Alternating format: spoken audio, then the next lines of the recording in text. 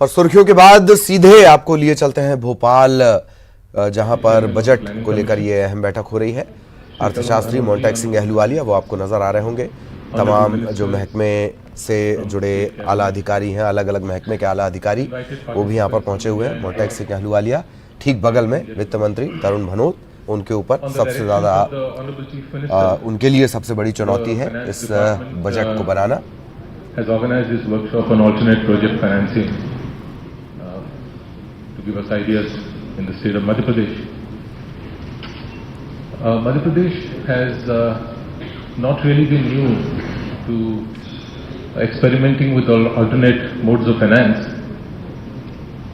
I remember an incident about 2 decades back when the then Chief Minister, when he launched the bond BOT scheme for road improvement, just took me aside and he said that we need to build 1982 kilometers of roads. So when I asked him that how much of additional finance do you have for this, he in his characteristic style put his arms around my shoulders and had a deep laugh and said, if I had the money, why would I ask you to do this? So the experiment happened, roads were built and the bond BOT scheme kicked off. In the social sector, the Rogi Kalyan Samiti used crowdfunding and user charges to improve the health sector, the education sector, the higher education sector. But then something changed and innovation was kind of शरद वो भी लगातार हमारे साथ बने हुए हैं। शरद, मेरा ख्याल है कि प्रेजेंटेशन अभी मोहंती साहब का चल रहा है और उसके बाद मंथन की प्रक्रिया शुरू हो जाएगी। शरद?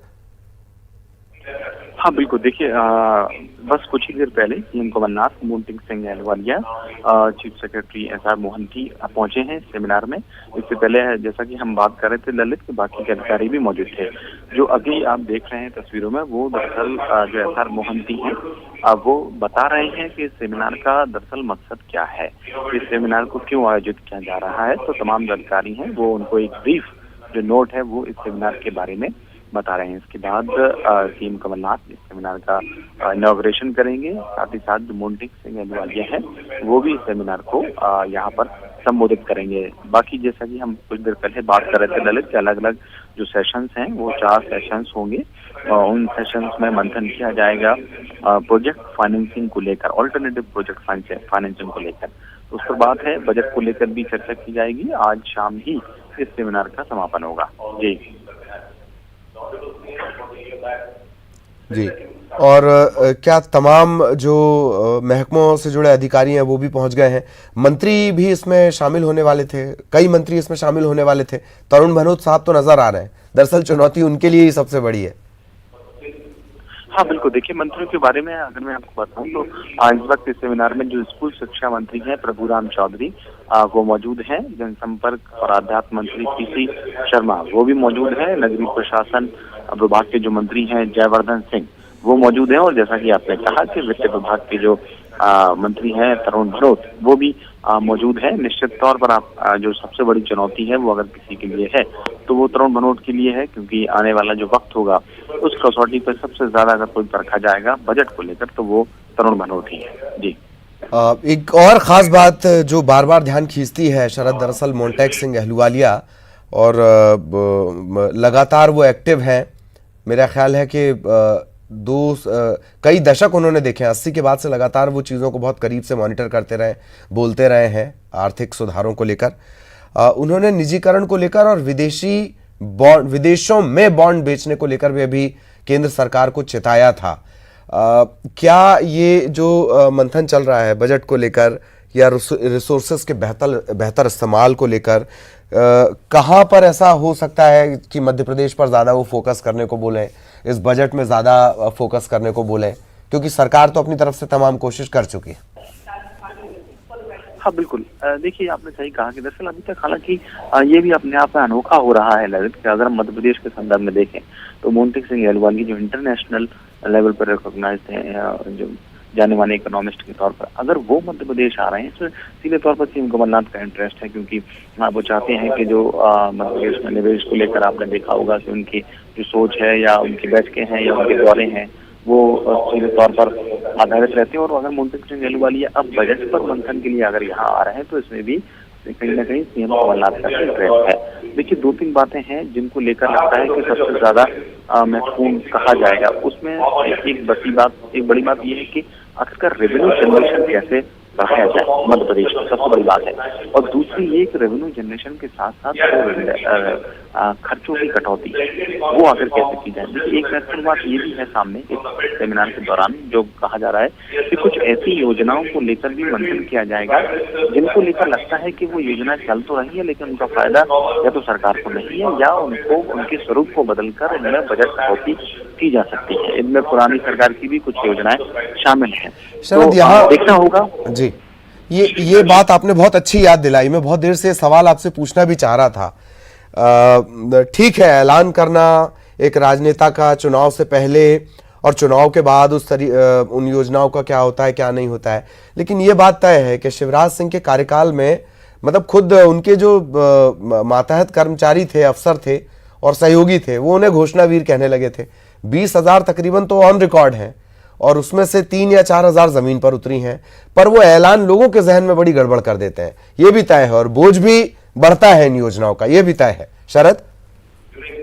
हाँ, बिल्कुल। देखिए, अगर कोई ऐसी योजना है जो सिर्फ राजनीतिक फायदे के लिए अगर बनाई जाए तो उस योजना में आखिरकार कोई भी योजना किसी भी प्रदेश की हो, अल्टीमेटली अगर उसमें किसी को कुछ फायदा दिया जा रहा है तो उसमें जो टैक्स पेयर्स हैं उनकी ही जो मनी है या उनका जो पैसा है उसके जरिए ही कहीं ना कहीं सरकार और वो अपने खर्चे चलते हैं रेवेन्यू जनरेशन के लिए। आज की तारीख में अगर हम देखें मध्य प्रदेश में तो सबसे ज्यादा पेट्रोल डीजल का वैट वसूला जा रहा है। सबसे महंगा पेट्रोल डीजल अगर कहीं है तो वो मध्य प्रदेश में है। उसके पीछे की वजह ये है कि सरकार को कहीं ना कहीं रेवेन्यू जनरेशन चाहिए। जीएसटी आने के बाद में जो संभावनाएं थी राज्यों की टैक्स को जनरेट करने की और उनको वसूली करने की, वो काफी सीमित हुई है। एक दो सेक्टर को छोड़ दें तो बाकी सभी सेक्टर जीएसटी के अंतर्गत आ चुके हैं। इसमें भी अगर ये आरोप प्रत्यारोप के दौर चले कि जीएसटी में भी 14,000 करोड़ रुपए जो बजट जो मध्य प्रदेश के कोटे का जो पैसा है वो ना मिले तो फिर ये सवाल खड़े होते हैं। इनमें भी अगर कोई योजनाएं, हालांकि योजनाएं अगर ऐसा कहेंगे इससे पुरानी सरकारों ने ही ऐलान किए हो तो नहीं है, मौजूदा सरकार की भी देखें कि किसानों की कर्ज माफी को लेकर एक मोटा बजट चाहिए सरकार को, अब जो कर्ज माफी होनी है उसको लेकर। तो पुरानी सरकारें भी जिन्होंने जो योजनाएं चालू की उनका औचित्य क्या है, क्या उनको चालू रखना चाहिए, इस पर भी मंथन होगा। लेकिन उससे ज्यादा बड़ी बात ये होगी कि कांग्रेस ने अपने वचन पत्र में जिन योजनाओं का ऐलान किया था, इसमें सबसे बड़ी अगर हम बात करें तो किसानों की कर्ज माफी है, तो इसके लिए भी रेवेन्यू की जरूरत है। और रेवेन्यू अगर कट हो रहा है केंद्र सरकार की ओर से, जैसे कि आरोप लगाए जाते हैं मध्य प्रदेश सरकार से, तो फिर स्थितियां कैसे बेहतर हो, क्या उनके वैकल्पिक तौर तरीके हो सकते हैं, क्या बेहतर फाइनेंस का मैनेजमेंट हो सकता है। संभवतः इस पे आज चर्चा होगी और मोन्टेक सिंह अहलुवालिया देखना होगा कि आखिरकार क्या सुझाव या क्या टिप्स मध्य प्रदेश की सरकार को लेकर जाता है। जी, शरद, अभी तरुण भनोत साहब बोल रहे हैं, क्या कुछ सरलीकरण करके आप बता सकते हैं कि क्या कुछ भनोत साहब इस वक्त बोल रहे हैं? क्या वो अपने डिपार्टमेंट से जुड़ी कोई जानकारियां साझा कर रहे हैं या टारगेट को लेकर चर्चा हो रही है? शरद?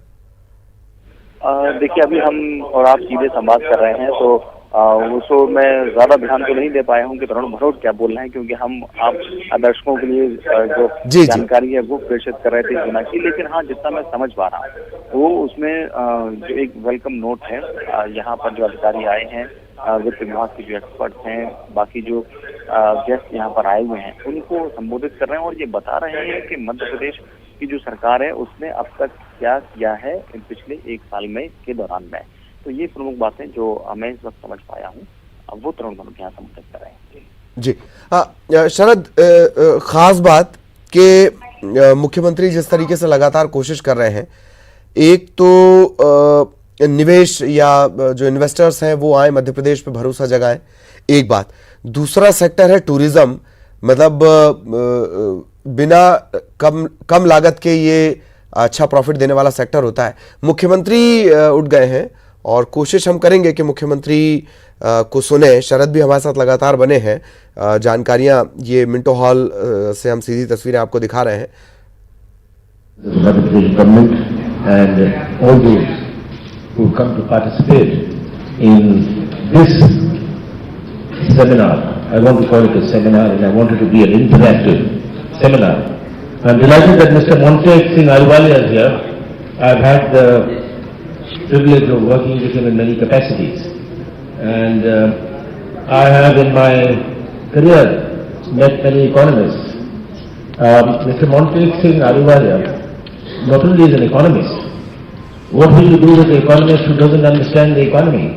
So he is an economist who understands the economy, and that is the most important thing. There are economists who do not understand the economy, and Mr. Montek Singh Ahluwalia, with his with his large experience in engaging with various sectors of the government, including in a role which changed the course of the country, the liberalization brought about in 1991 by Dr. Manmohan Singh, and thereafter the continued thrust towards transforming India by Dr. Manmohan Singh. I've been thinking of having such a workshop and seminar for some time. I'm conscious that I have no contribution to make. Let me confess that. I'm not here to make a contribution. I'm here to understand and look at the summaries which come towards the end of this seminar. We have been looking at the new challenges. The world has changed. The financial world has changed. India has changed. India's financial world has changed. We are today a country, the largest aspirational society on this planet. The youth of 20 years ago were a different kind of youth. Today's youth is a different kind of youth, with different kind of aspirations. How do we address these aspirations? This will be a challenge for any government. And unless this challenge is addressed, the youth who are going to be the future of this country, are going to be the builders of this country, are not going to accept this. And many times, at all levels, whether it's a governmental, whether it's a bureaucratic, whether it's banking, don't recognize the changed India. The changed India, we have to accept.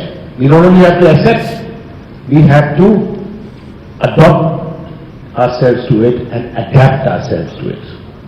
In a changing financial world, how the banks have changed. We are seeing the banks, instead of becoming financial institutions, are becoming, all over the world, are becoming IT powerhouses. Banks are dictating the development of IT, and banks will be big IT companies in themselves also doing banking. That is what is going to happen in the future. So, with these changes, how do we look at state finances? What are the new models of state finances? This is the challenge before us. New models of state finances, which are outside the limitations of budget. It's been traditional. Budgetary resources fund everything. Budgetary resources fund everything, fund infrastructure, go about to fund public projects. This is being the conventional way. We have to get out of this. How do we go into unconventional methods of financing? How do we go into out-of-the-box thinking in this? And most important of all is, how do we generate economic activity? That's the biggest index, not employment. Employment is one of the ingredients of economic activity. How do we generate additional economic activity? That is what is there. When we build a road, we had the Pradhan Mantri Sadak Yojana. What was that? Just not building a road. It was injection of funds into the rural economy. We have to perceive it from this point of view, that we are transferring funds into the rural economy by this Pradhan Mantri Sadak Yojana. It did also build a road, but everything was local. The mitti, the kitty, the labor, all that was local, and that generated substantial economic activity. what are the various methods by which we can generate economic activity in the state? How do we create an atmosphere? How do we bring in more investment? Investment is an article of faith. You cannot demand investment. Tension मोहित करके Investment has to be attractive. How do you create? How do you use your strengths? Madhya Pradesh is the largest tribal state in this country, has the largest forest area. We are mineral rich, but are we able to get the maximum juice out of our minerals? These are the things confronting us.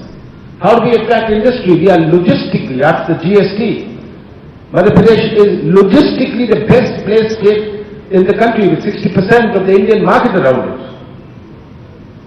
How are we going to use these advantages? How will the government use its resources to be able to generate this? In this we have to be thinking not for the next 4 years but for the next 40 years. So this is what I think crucial. We in the last 1 year went about on the loan waiver scheme. Why a loan waiver? 70% of the people in this country, people in the state, are agriculturally dependent. They are not farmers. But the kirana shop in the village, his business runs, his trade runs if the farmer has purchasing power. If he doesn't have purchasing power, how will the kirana shop run?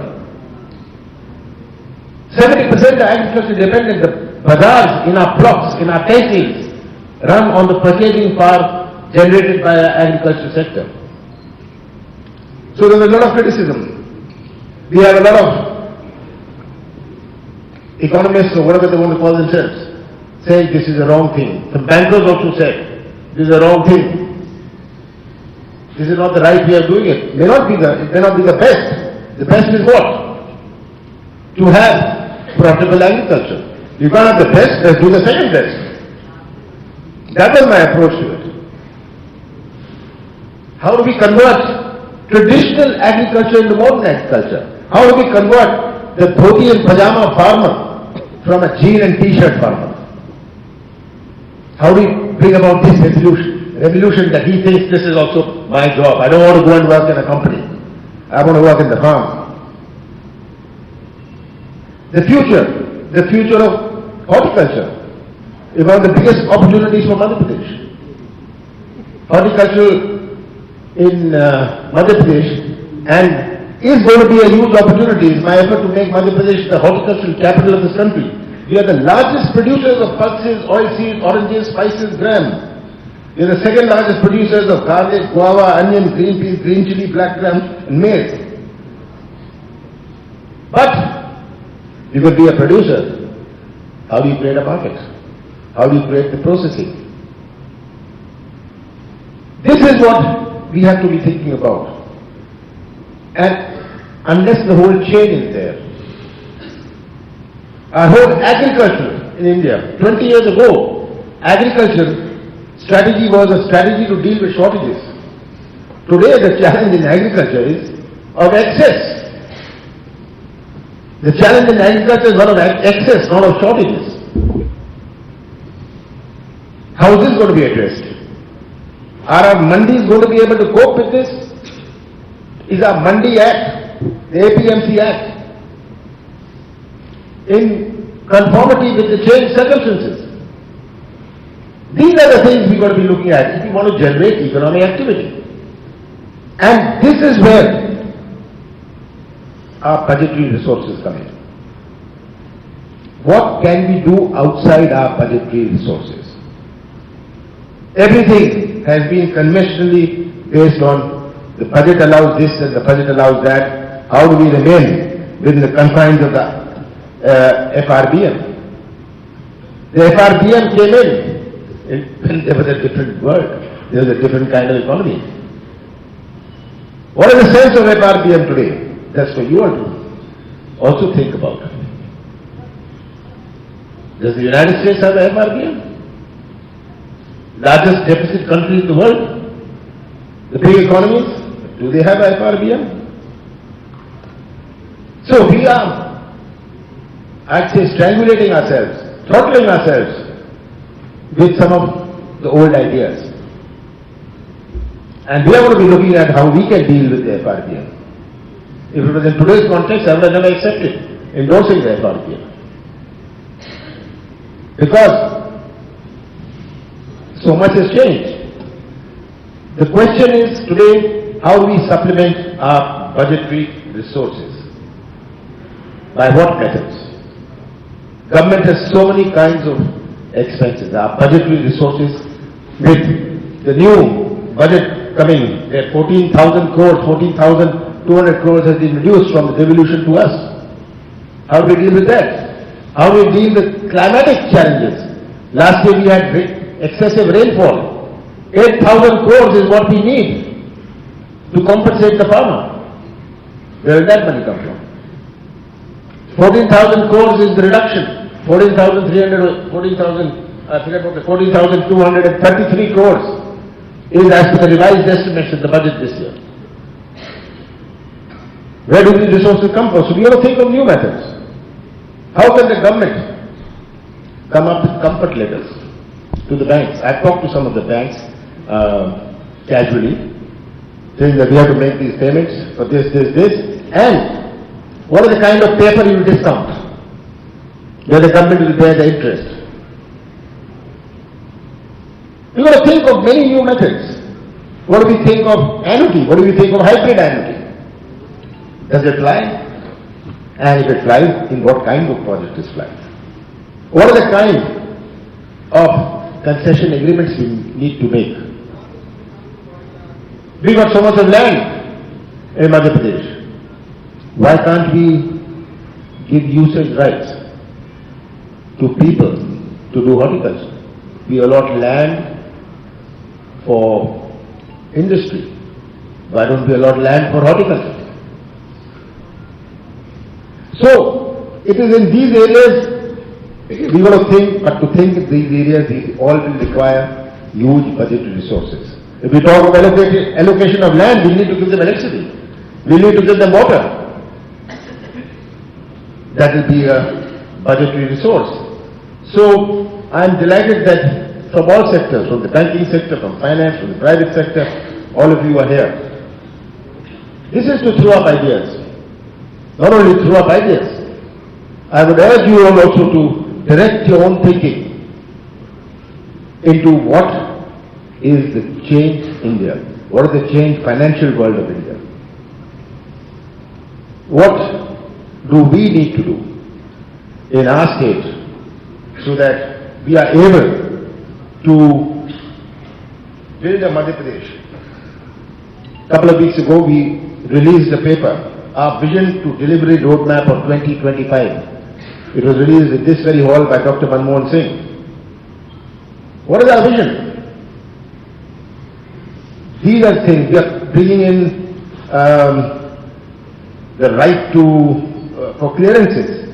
To give clearances, we are bringing in legislation which is going to simplify procedures. In 7 days this will happen, in 6 days this will happen, otherwise it's a deemed approval. In this, many areas, governance is going to change. I used to always say when I was in the government of India, that the biggest reform we have to do is the reform in governance. We can do this reform, that reform, but the biggest reform is the reform in governance. And this just doesn't start with the banks, it starts with the Reserve Bank. I have no hesitation in saying that. It's going to start from the top and trickle down. And I do hope that this seminar helps us not only to come with solutions, but helps many of us to be able to think differently, to think innovatively, and to think out of the box. Thank you very much.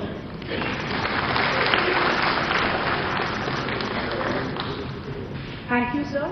I'm sure your words will be at the heart of meaningful discussions today and pave the way for innovative ideas in governance and policy making.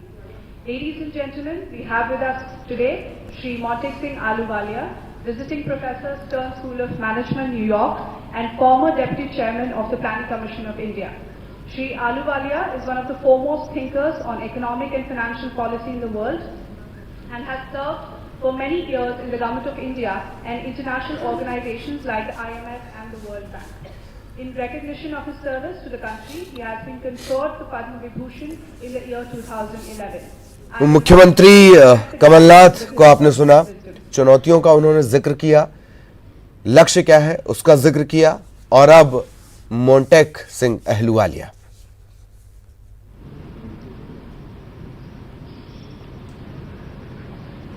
Honorable Chief Minister and my good friend and former colleague Shri Kamal Nath ji, Honorable Finance Minister Shri Tarun Bhanot, Chief Secretary Shri Mohanty, and other distinguished guests, corporate leaders, bankers, investors and civil servants.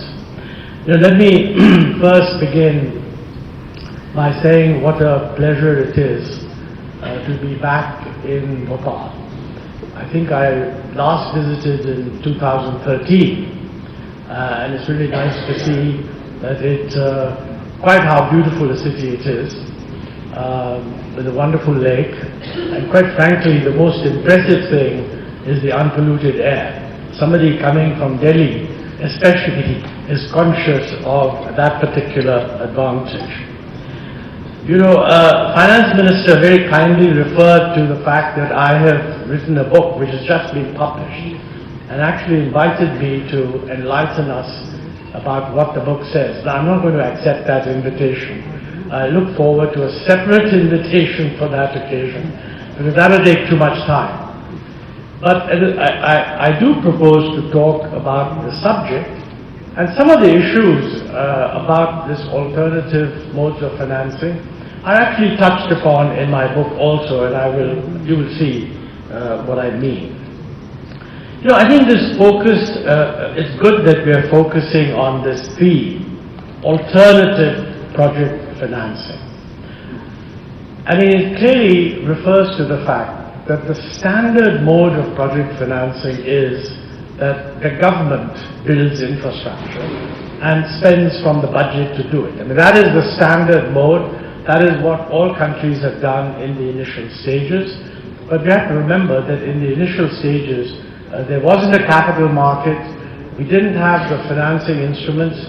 We didn't have the risk reduction instruments to attract the private sector. So that was the right thing to do. But the problem is governments have limited resources. And in the old days, governments didn't have very much to do other than build infrastructure.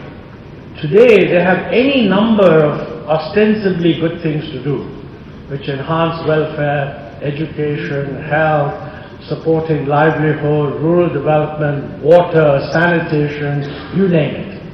Now, governments cannot do all of that and also build infrastructure using budgetary money. There just isn't enough money. Not in the central government, not in the state government.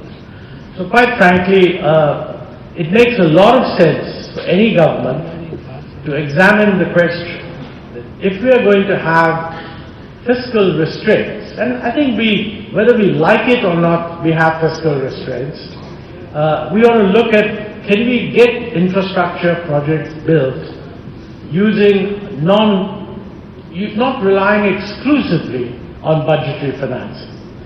It was precisely this realization that led to the effort to push what we then called public-private partnership.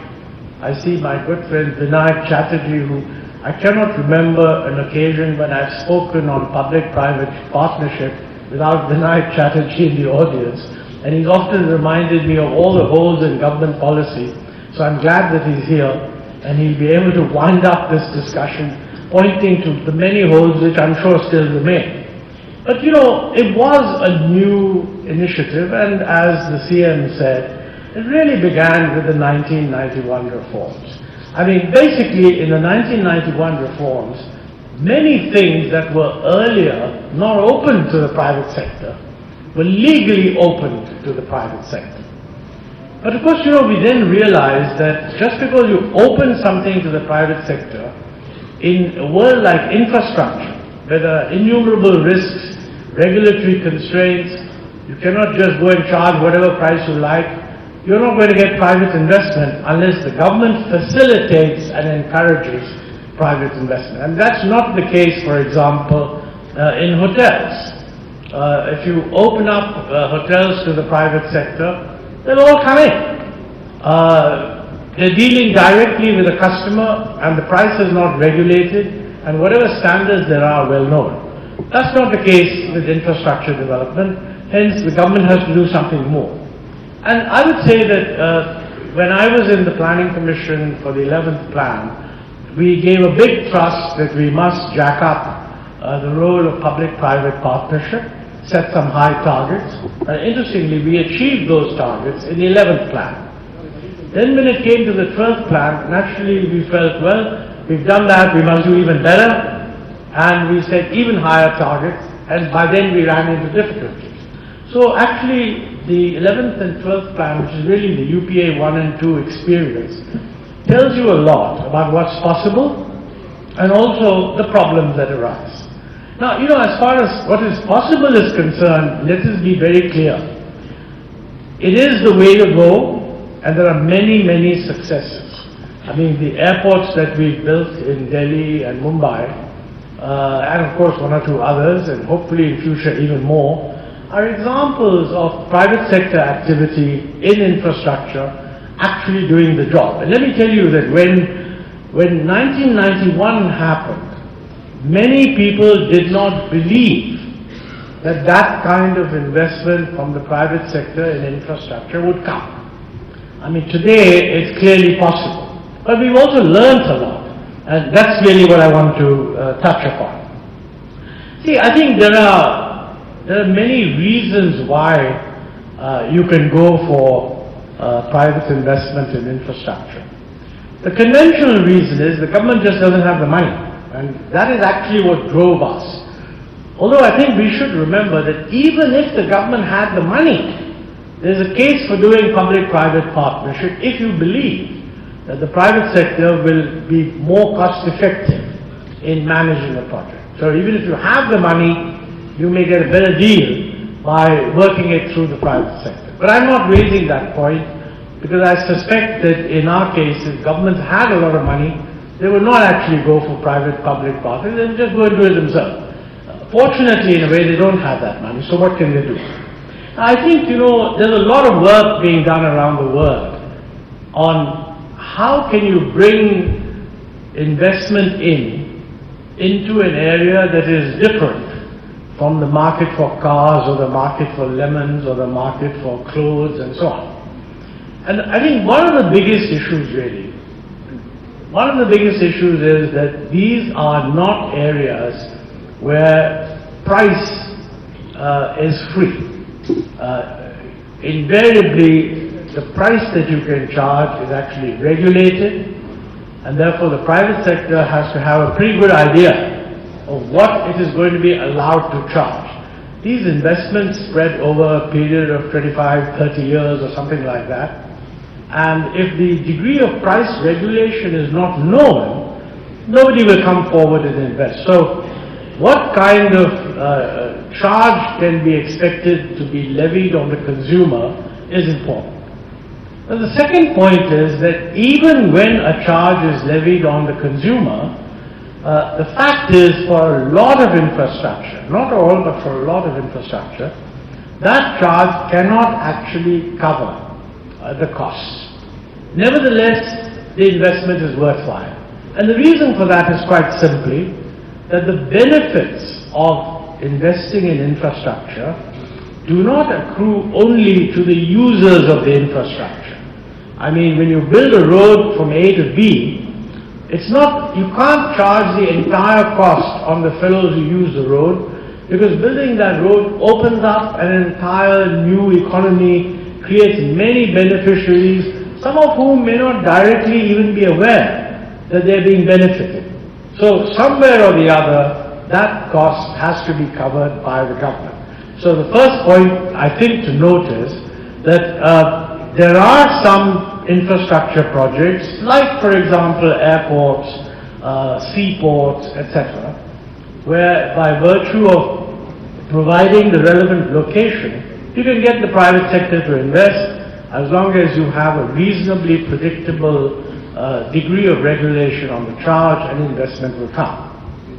But when it comes to roads and so on, the user charge is not going to cover cost plus returns, and therefore the government has to put in some money. Now, even though the government has to put in some money, the critical point is that what the government has to put in is less than what it would have to put in if it built the entire infrastructure itself. And that was the logic, that was why we pushed for PPP, and we created a whole system to push it, and then it ran into various problems.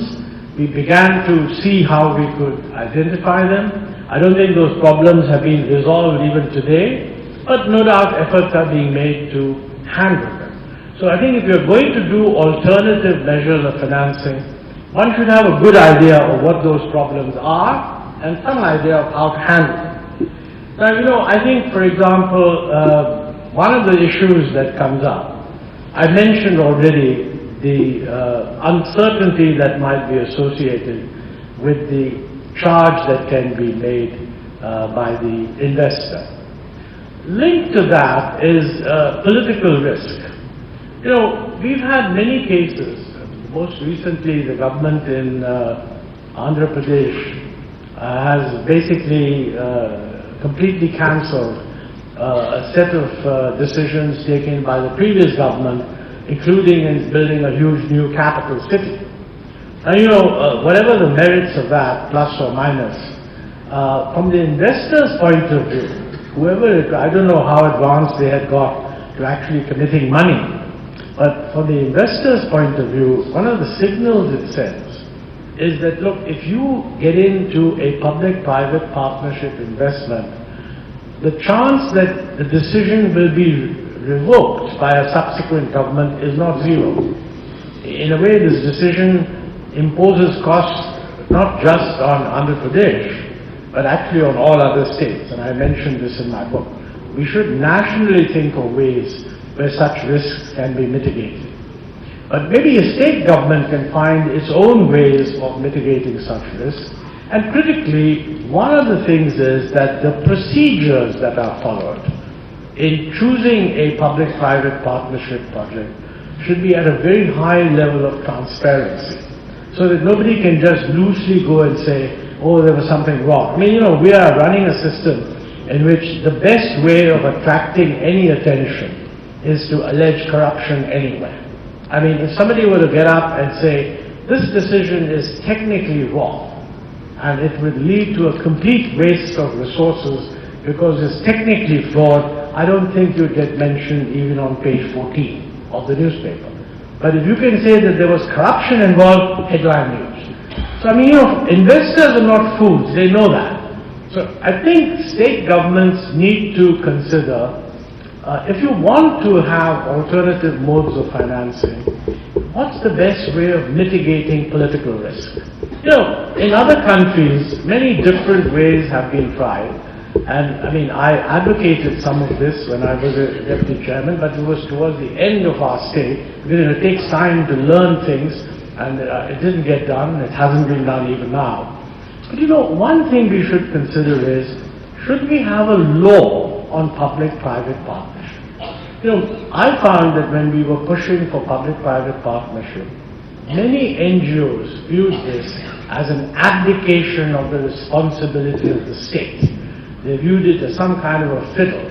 They viewed it as converting what should be a sovereign state activity into a contractually governed relationship between the state and a private sector person.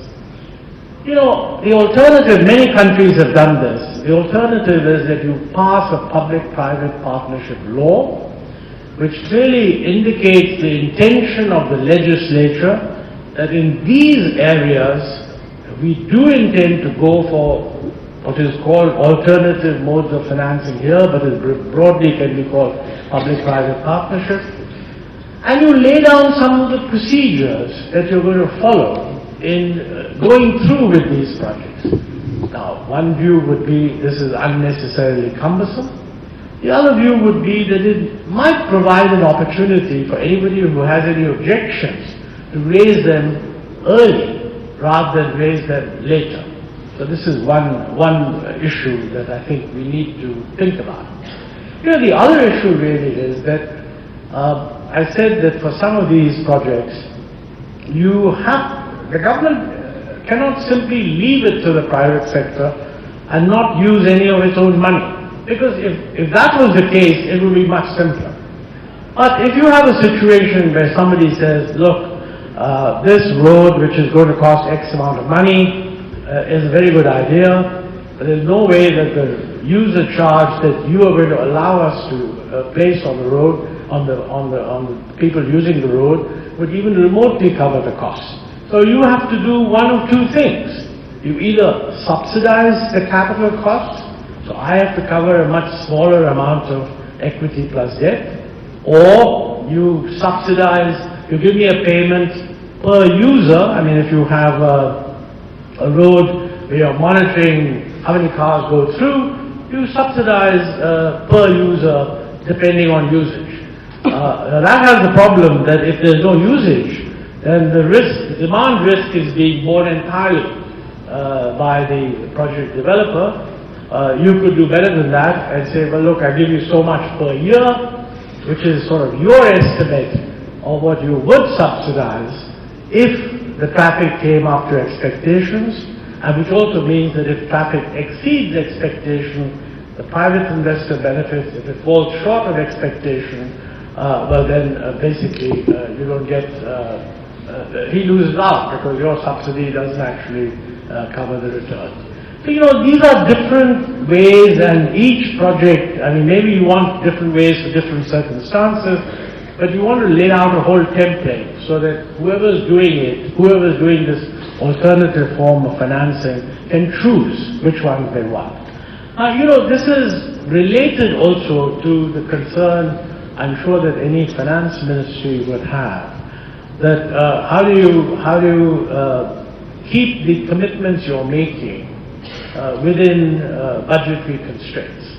I mean, one of the problems with public-private partnership type initiatives is that they're committing the government to spending money over time. I mean, for example, if you're subsidizing the capital cost, let's say in the central government we had said up to X% of the capital cost with a competitive bid, the bidder who wants the lowest percentage gets the project.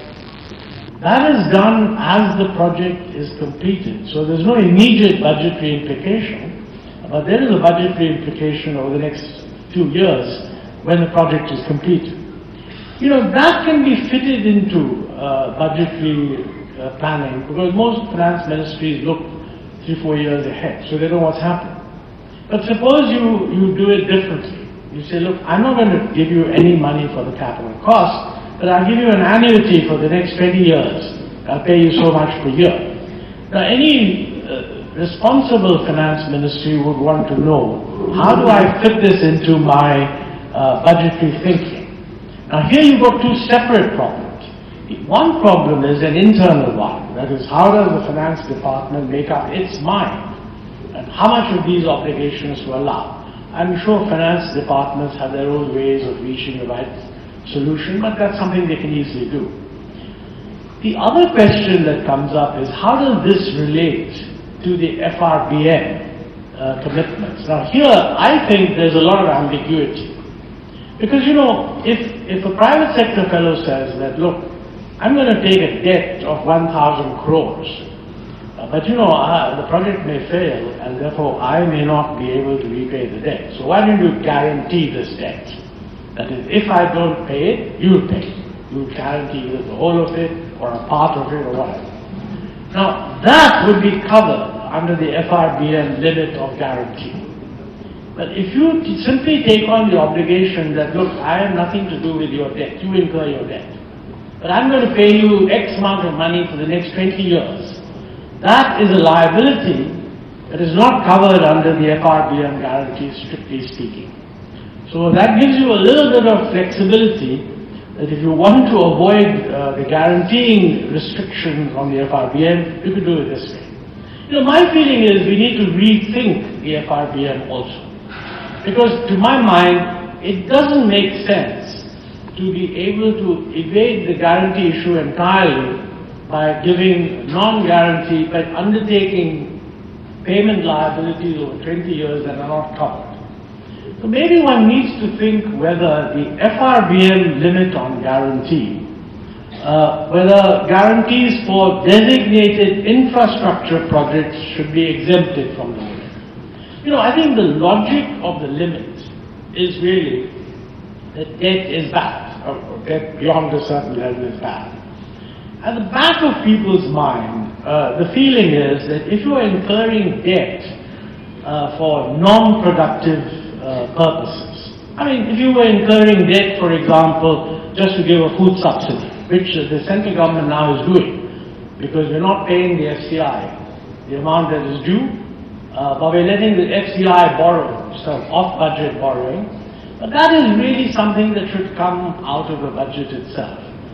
But if you set up a kind of public sector financing company, and that company is doing some borrowing, it's not entirely clear to me that the limit in the FRBM on debt should be irrespective of the purpose for which the expenditure is being incurred. Now, a very orthodox finance ministry will definitely reject this idea. I must tell you that when I was finance secretary, I would have rejected it. But when I moved to the planning commission, I had a different perspective, and it seemed to me that this really has some merit. And I can tell you internationally today, the consensus of opinion is that a single-minded focus on fiscal deficit is not particularly useful, because that does not distinguish between a country that runs an 8% fiscal deficit because it is financing food subsidies and a country that runs an 8% fiscal deficit because it's financing infrastructure. I have no doubt whatsoever that the latter is hugely better than the former, but the way the FRBM is formulated at present, that is not reflected. I don't know whether the Chief Minister or the states have the flexibility.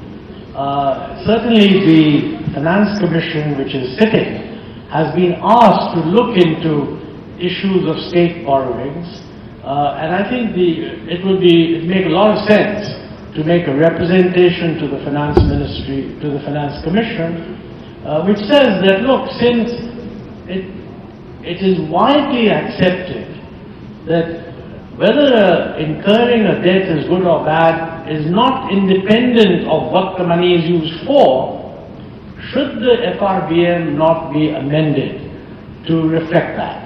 Even the central government may be quite happy to entertain that point of view, because they face a similar problem.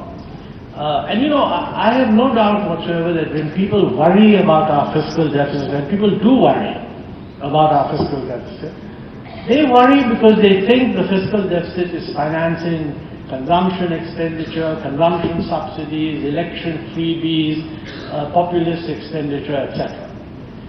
If it was financing the creation of high-quality infrastructure, I really don't think the worry would be of a comparable order, especially if it is part of a very clear strategy which says that, look, we want the private sector to do this. And remember, if the private sector were to do it on its own, it wouldn't come under the FRBM. But there is a problem of risk mitigation, and infrastructure is one area where everybody agrees that the government has a role because of risk mitigation. Now, I know that you have referred to a lot of papers in the document that I saw. And, I would refer you to some of the work now being done on innovative means of financing in the face of climate change.